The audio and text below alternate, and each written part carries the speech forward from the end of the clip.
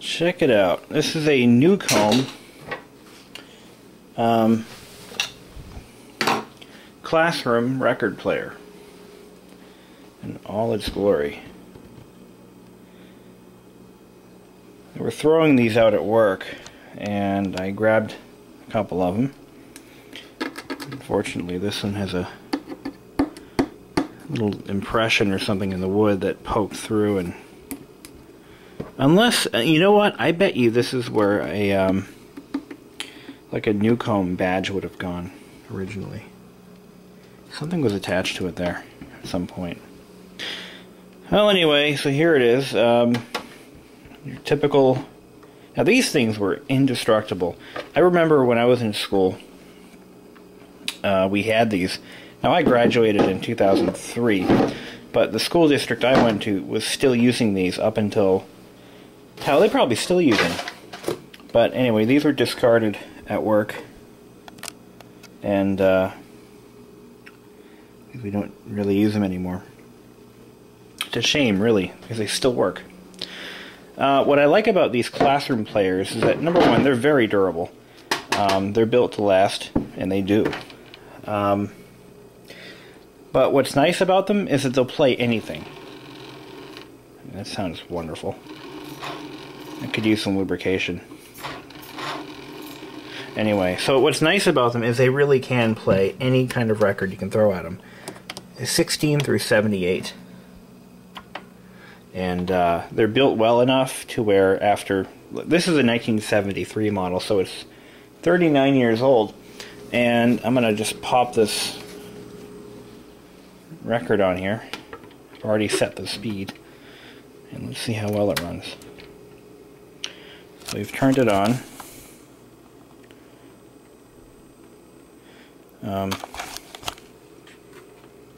Hell.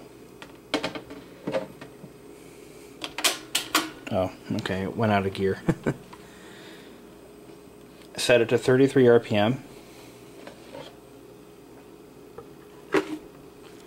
And put the needle on.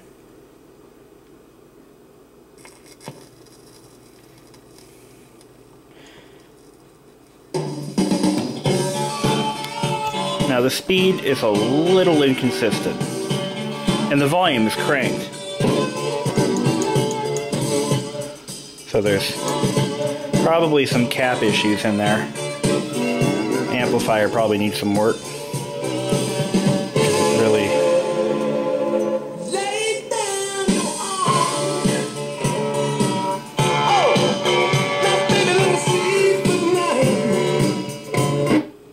So a couple of features that you're going to notice from a unit like this that would be normally found on a home unit.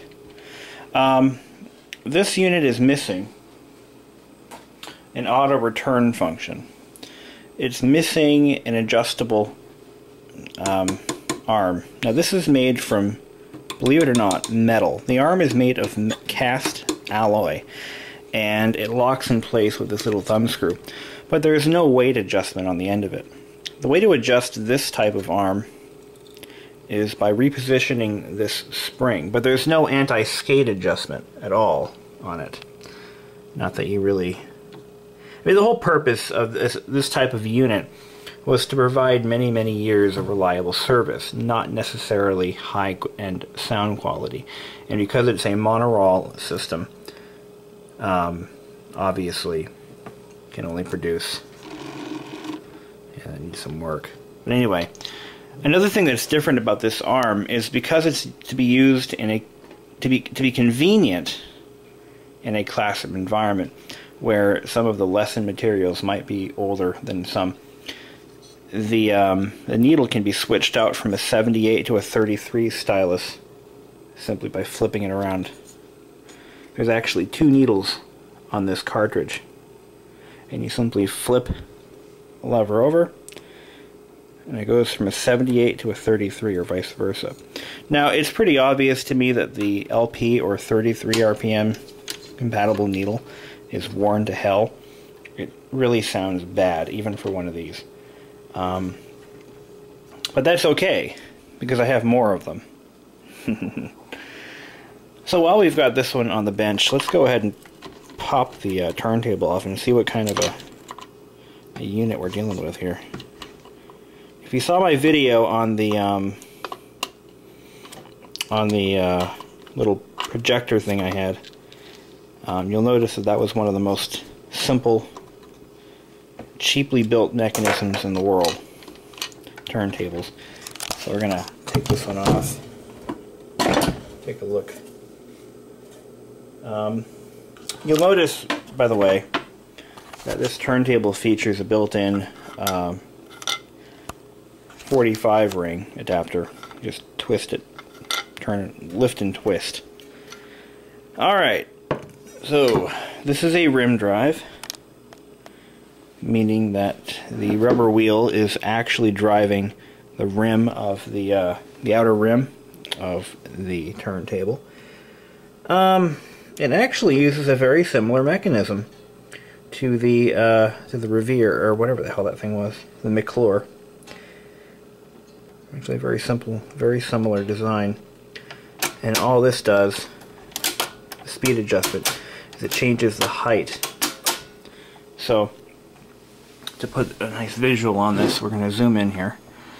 You can see the size of the shaft is in 3 different steps.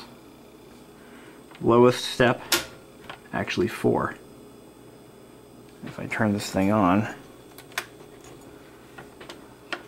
okay, you can see that in 78 RPM mode, here we go, perfect, it's actually riding on the threaded section. It looks kind of threaded. Then when you raise it up to a 33, it engages against the slightly smaller section. And the faster or the slower the record is to be run, the smaller the step. Simple gear ratio there for you. To rebuild this unit, we would want to replace this, which I'm sure is readily available. This rubber is completely dried out and needs to be replaced. The motor spins quite freely, so that's not really a concern of mine. Lubrication is necessary, hear that? Yeah, that needs to be lubricated badly. Pretty simple stuff. This is all riveted in place, which is nice because it's not mounted with those cheap rubber bushings that tend to disintegrate and can end the life of a record player if those parts are no longer available. So that's pretty cool. As I mentioned, I have more of these. Lots more. So I'm going to dig those out real quick. Actually, I'll give you a sneak preview. So in this video, we're going to look at every single one and see which one needs what and which ones are in better shape. So here we have another Newcomb, identical unit to that one. We have a newer one right here. This is from 1980. This is a Newcomb. That was actually kind of cool. And here is a 1971 Audiotronics classroom unit. And so we're going to take a look at the other Newcomb, sorry, and see how it compares to this one in condition. Now this is kind of handy. You've got a built-in cord holder. And of course, suspension mount. These are quite nice units. They close up nicely. And these were regularly serviced by an AV solutions provider. I don't have the service records, but I'm sure I could get them if I really wanted to. There's the Newtronics logo. Look at that. Good stuff. Don't know if I'll be able to get this off. That's pretty permanent. The reason I know how old these are is because I know our own inventory numbering scheme. 4197362. That means it was purchased, let's see, in April 1973. Not sure what the 62 means. But that's how I know how old it is. These were actually used in libraries. These were before the technology department was created. Units like these would have been assigned to the library, and that's the scheme the library used. And they still use that numbering scheme to this very day, which is interesting. But anyway, so here is unit number 2. This one had a date of 1973, 79. I think 79 was the yearly serial number, so 1 through 99 would have been the item that was brought in that year, and 2 being the month, 1973 being the year. That's how I think it works. I could confirm that with a librarian who has been around for a while. This unit has a problem. This one actually needs... I can't even play this for you. I can play a 78 though. But what's happened to this one is the needle has broken. It's missing the LP side. It only has the 78 stylus on it. So I'm going to grab a 78 from upstairs and we're going to hear it play. What I have for you here is a copy of Rum and Coca-Cola Calypso Vocal Chorus by Rose Blaine, Amsterdam, Sullivan Baron. Not really sure how old this is, but this is actually an acoustically recorded record, but it is damaged.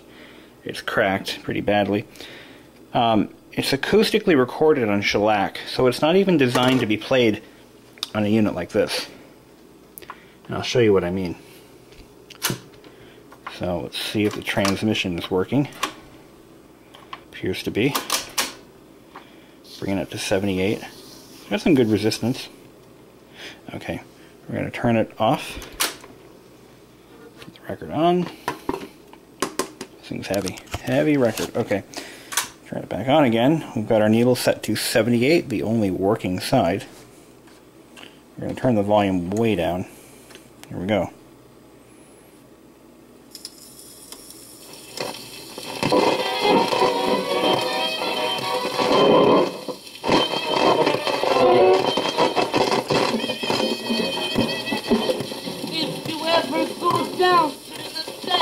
They make you feel so very fast.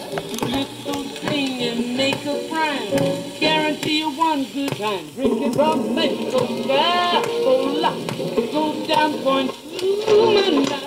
Both mother and daughter working for the Yankee Dollar. We'll see how that sounds on 16 RPM. Not very good.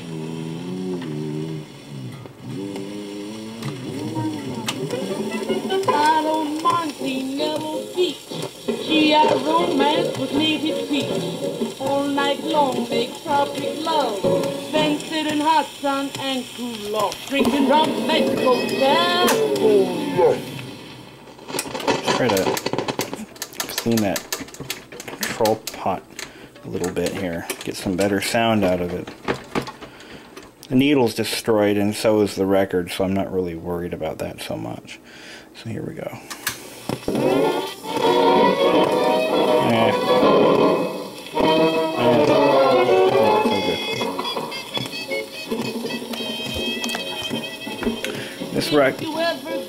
This record is probably about 100 years old, maybe a little less.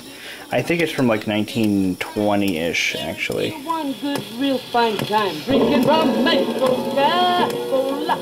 Go down Point Humana, both mother and daughter working for the Yankee Dollar.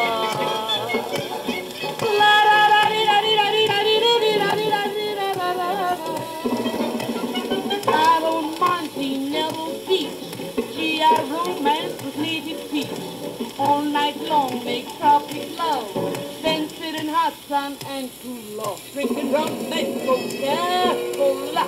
Go down Point Humana, both mother and daughter working for the Yankee Dollar.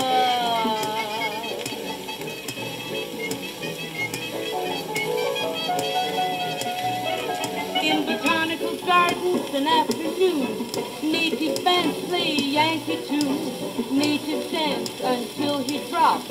I think native blow his top. Drinking rum and Coca-Cola. Go down Point Cumana. Both mother and daughter working for the Yankee dollar.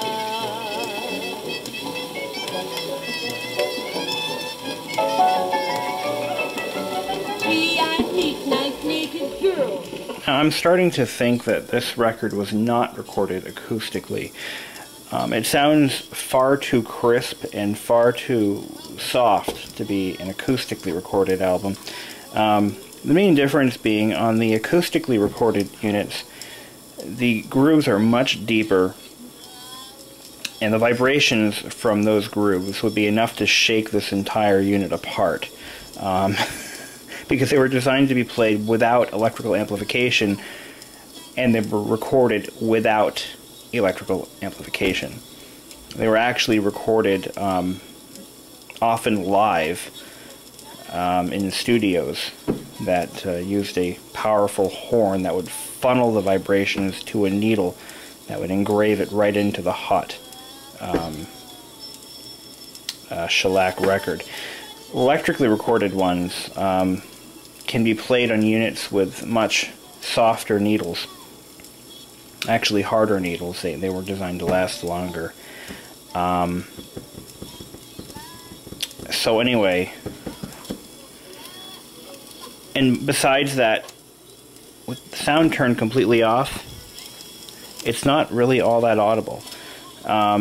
If it were truly designed to be played on an old acoustic machine, like I said, it would be loud as hell, without amplification. So there you go. So the unit works, barely. Alright, that wasn't very nice. It works quite well. I'm a little disappointed with the condition of the vinyl. It's really kind of rough, but these were free, so I'm not complaining. Let's grab another unit. I have two more to go through.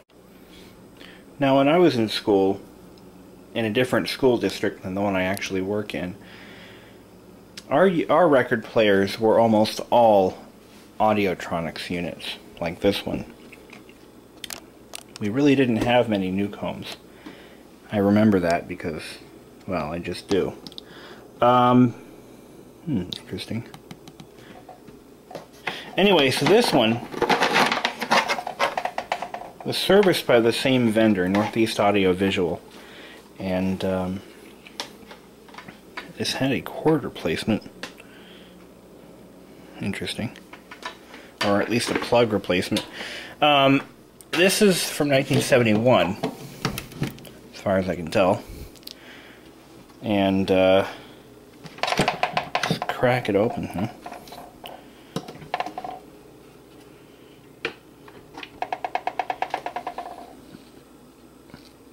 This is a model 31 2 teeth, so 312T.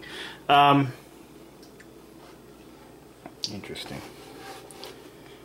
And what's really interesting is that lighted post, this post lights up, but for some reason it shines through the lid.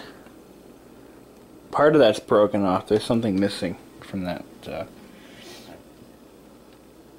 Yeah. So this company was based out of North Hollywood, California. So I believe this might have been Caliphone.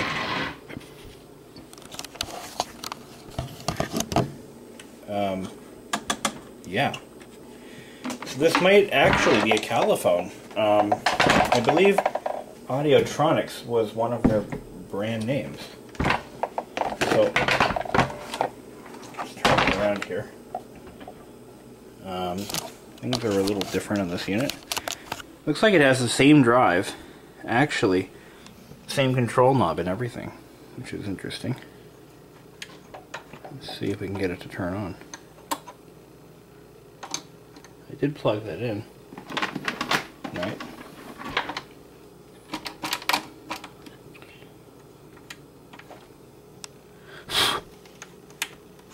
Power off, volume. Oh, treble. control. That's different. So, put it on 78. Okay, this one's got issues. Running way too slow. Maybe not. So we'll set it to 78. This has the same reversible stylus.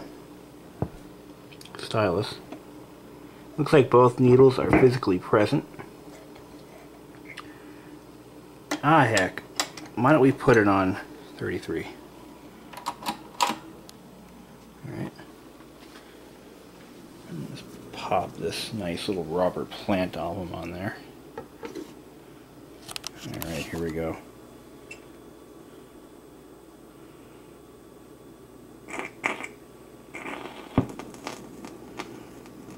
Volume sounds pretty good.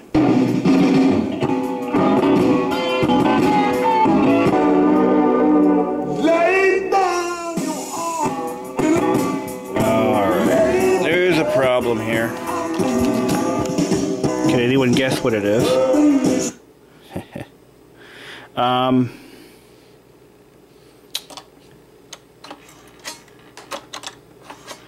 Oh, it has a pause button. Oh, that's clever. There we go. That's actually kind of clever. Useless, but clever. Oh, man.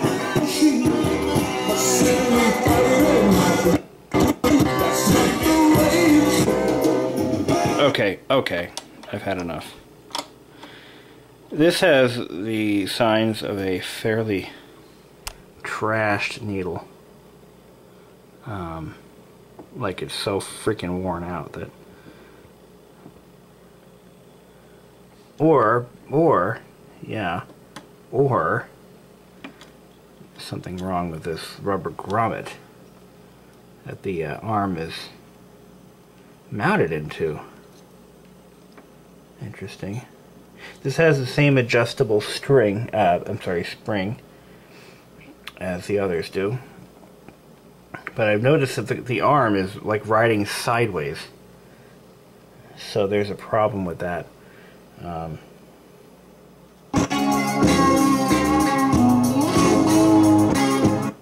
Yeah, alright, I've heard enough. So this one needs a little bit of work too. It needs it real bad. Oh, Jesus. Alright. So for this one, I'm going to probably recommend replacing the stylus, obviously. I do that with all of them. But let's take a look at this drive wheel. See what that's going to look like. I'm prepared for mayhem. Probably completely dried out or soaked in oil or something to that effect. What's this? That's for the pause control. Alright. So the drive wheel looks like it's been replaced. It's not totally whacked. The motor spins pretty freely. But if you notice this one, the motor is mounted in rubber bushings, which can lead to imminent failure if those bushings are to dry out like they are. So, let's power it up.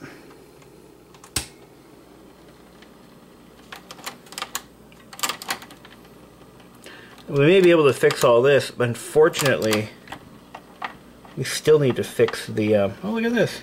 Transistor mounted right there. That's clever. Not really, but it is.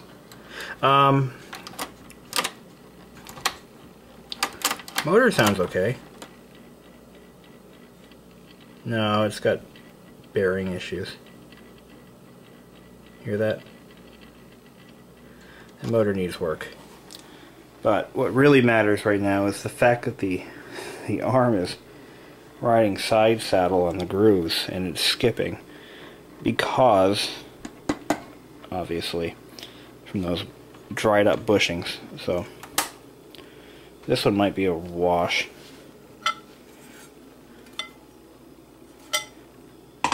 Fixable.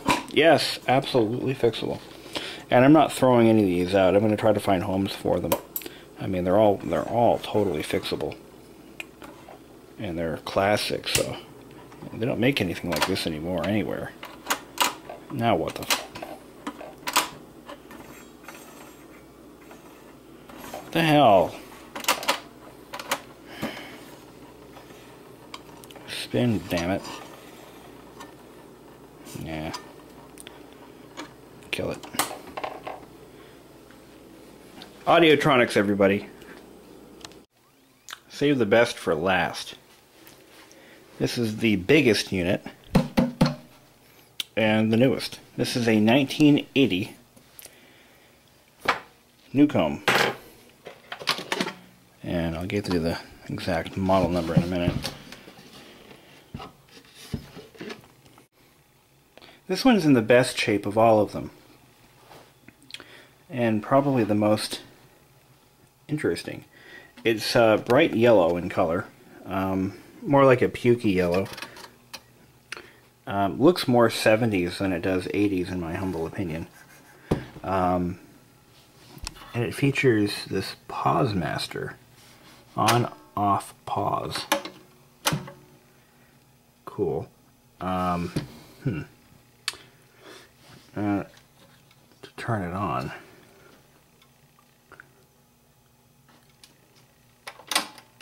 Should be on right now.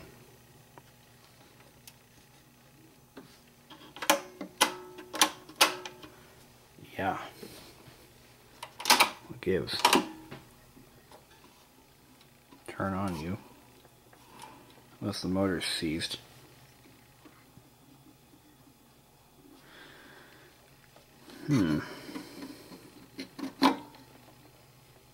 No. This one might actually have a problem. It should be on right now. Why is it not on? Well, anyway, this one has what looks like a preamp out, and as well as the headphones or external speaker out. I'm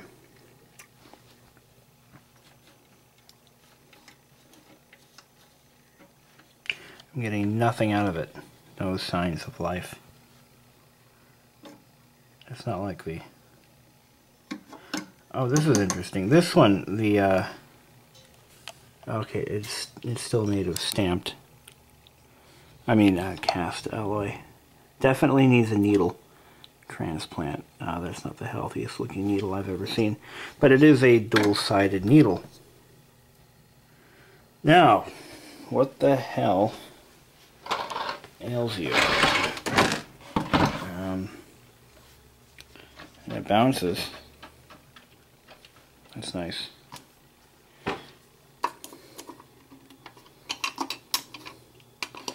Let's take a look at the drive on this one. I'm expecting the worst. And again, how can you expect anything more?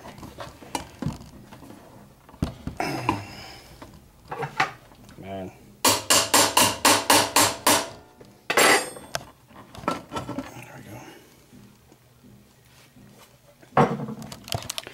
go. This, of course, has the exact same drive unit as all the others. Exactly the same. Couldn't be different. Motor spins freely. Rubber is actually quite pliable. I bet it's been replaced. Built with American pride. Why wouldn't it be? This is the pause mechanism. Can't get any signs of life out of it. I did plug it in, right?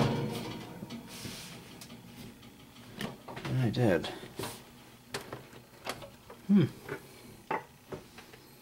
Nothing, honey. Not a single sign of life. You know, dusty that is inside. Oh, boy. Messy. Well, okay. It's not like a trigger switch or something that kicks it in. Make a liar out of me. Oh, these things never break. They freaking run forever. Nothing could ever go wrong. You idiot. Alright. If you've ever wondered what it looked like inside one of these classroom units, here's your chance. If, it looks like we have an entire wiring diagram, or block diagram of the amplifier circuit. We have the date of manufacture, February 28th of 1980. Here's the boat speaker. I call them boat speakers because they look like boats. And here's the back side of the turntable with the amplifier in all its glory.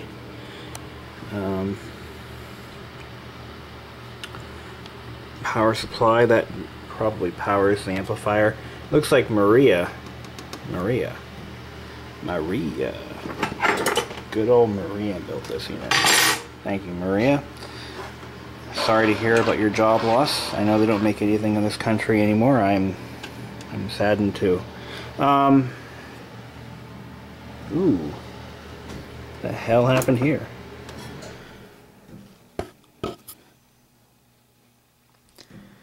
Looks like the pause switch thing got bent. So here's the power switch.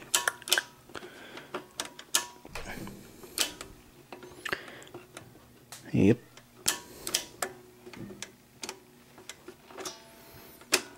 Wow. Maria, what the hell were you thinking? This is all bent and there's a solder drip here. Made in America. Well, it did last almost 30 years. But this lamp, this actually has a power lamp right here. Pilot lamp. That has been bent. Maybe it was serviced at one time and they left it that way. The lamp isn't blown. The tab that it sits on is kind of bent, which has put stress on that wire. Interesting. From the looks of it, that is the only illuminated wire switch. There's a slow blow fuse here. That's not blown. Looks pretty good. Power comes in over here. Cloth wiring in 1980? Really? Why? Anyway. So from the looks of it, when that thing engages, when that's on, let's see, this is pause, this is on. And it's supposed to allow the turntable to spin freely. Otherwise the brake engages. Now, the question is, does this power switch work? Well, let's get our multimeter and find out. You know what, I'm just going to answer that question with a screwdriver.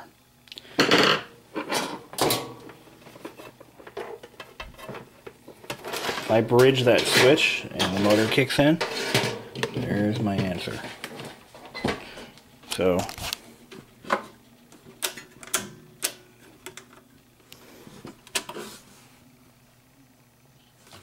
this is on right here. That's on. That motor should be spinning, but it ain't. Okay. This is really scientific.